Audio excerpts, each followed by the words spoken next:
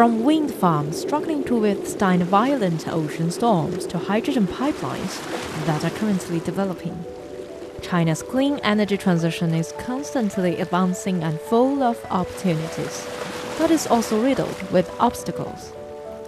Hello and welcome to our special series, Greener China, A Journey to 2060. I'm Song Ruixing. In the last two episodes, we explored the growing awareness of China's energy transition and progresses made in this sector. Today we'll explore the challenges facing sustainable energy development.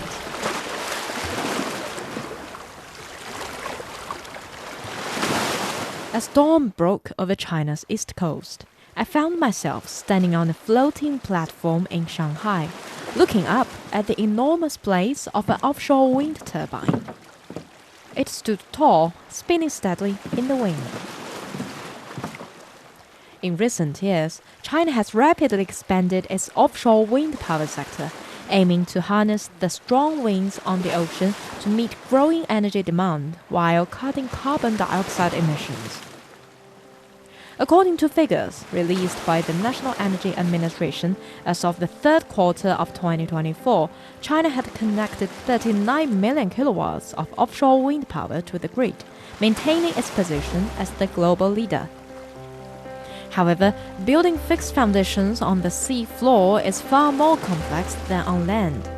High waves, unstable seabeds, and strong currents make construction risky and expensive. 往深海、远海去发展这个风电。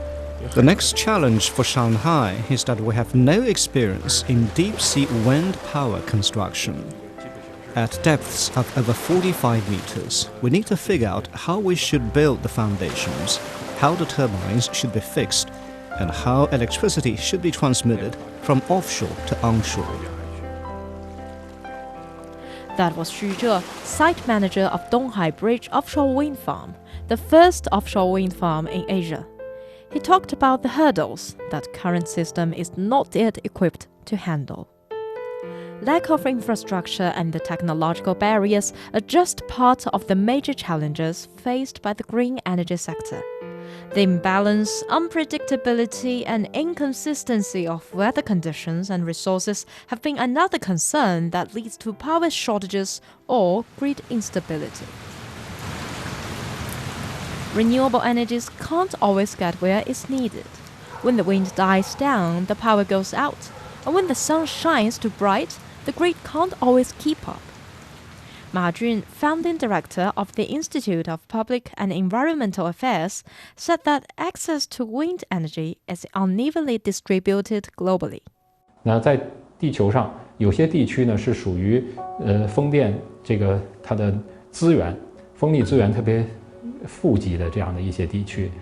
Some regions are especially rich in wind energy resources. Unfortunately, many of these areas are quite remote and hard to reach, such as offshore, even in deep and open seas, or on high plateaus.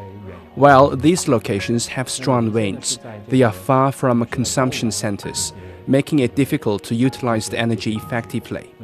As a result, transmission costs are very high. 距离我们的消费中心就非常的远，很难去这个有效的利用它。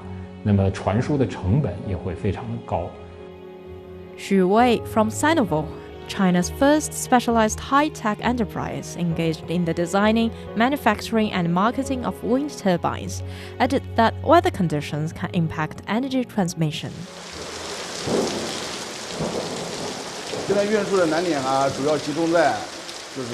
The main difficulty in transportation lies in maritime shipping.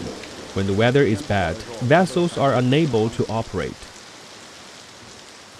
Energy storage and hydrogen fuel technologies sound like solutions, although they are still expensive and unproven. Energy storage, the capture and holding of energy in reserve for later use, improves the predictability of renewable energy integration and reduces costs in long-distance energy transmission. Hydrogen, a secondary source of energy, has the potential to produce almost no greenhouse gas emissions. It offers substantial potential for expansion in transportation and stationary power generation. But Liu Dongwei, a private business owner who had previously worked in venture capital, said that technology bottlenecks still exist. 我觉得我们可以去拿谁去做榜样，你比如加拿大的巴拉德。 Compared with leading international companies such as Ballard and Toyota, domestic hydrogen energy enterprises still lag significantly behind in areas like fuel cell lifespan and material durability. Xu Xuedong from Link Fiber Technology, a domestic company that produces carbon paper, a critical material in hydrogen fuel cells, pointed out the industry's shortcomings. 国家的确是在出台了很多政策，然后呢， The hydrogen industry lacks a complete hydrogen-related industry chain and needs policy support to promote coordination between upstream and downstream sectors. On top of that, the financial burden of sustainable energy projects makes green energy transition even harder. According to the National Bureau of Statistics, Jiangsu province's gross domestic product exceeded 13 trillion yuan in 2024, or nearly $2 trillion, solidifying its role as one of China's largest economic contributors. Yet, even in this economically developed province, renewable energy transition still faces challenges in terms of investment. Chen Danlei, director of the New Energy Division at the Investment Promotion Bureau of Xitaihu Industrial Park in Changzhou, has observed a growing concern.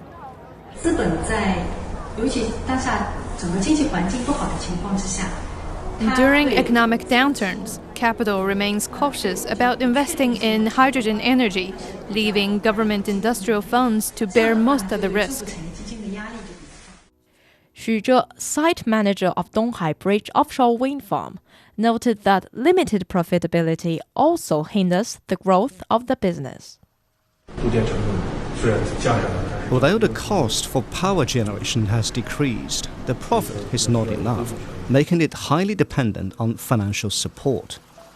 Echoing this concern from a different sector of the clean energy industry, Zhang Yang, an executive from a hydrogen energy company, called for coordinated effort across the industry to lower costs and enable sustainable growth. We hope that through the joint efforts of all companies across the upstream and downstream industry chains, the overall cost of the industry can be reduced as soon as possible, thereby promoting the healthy and rapid development of the entire industry. Behind the scenes, there is also a growing demand for the right people to keep things moving. Cross-disciplinary talent is in short supply, especially in areas such as agrivoltaics and energy storage operation and maintenance. Chen Feng is an aquaculture farmer from Changzhou, Jiangsu province. We used to raise crabs separately with little systemic management and were hesitant to adopt new cooperative models. He added that this reluctance made it difficult to scale production or integrate new technologies until clean energy projects showed the benefits of working together. Their fishery solar project represents a significant advancement in combining renewable energy with sustainable aquaculture. The 115 megawatt initiative, officially connected to the grid in October 2024, is the largest of its kind in Jiangsu province. Dai Fei is an executive at Jiangsu NOAA's Arc Agricultural Technology. She doesn't think that scientific aquaculture can be achieved without talent development. Those who understand aquaculture often lack management skills, while those with management expertise may not be familiar with frontline production. There's a need to cultivate talent that has both aquaculture and management skills. She pointed out that the farmers themselves need to learn aquaculture PV technologies to ensure proper and effective facility operations. Therefore, while doing her aquaculture PV research, she has posted a few short videos on her social media account to engage farmers and teach aquaculture skills. 我是余光一体推广人戴飞。现在我们所在的这个是光一体项目，通过我的一些 I believe that through the short videos and the articles I publish, people could get a better understanding of what modern agriculture is and what it can achieve.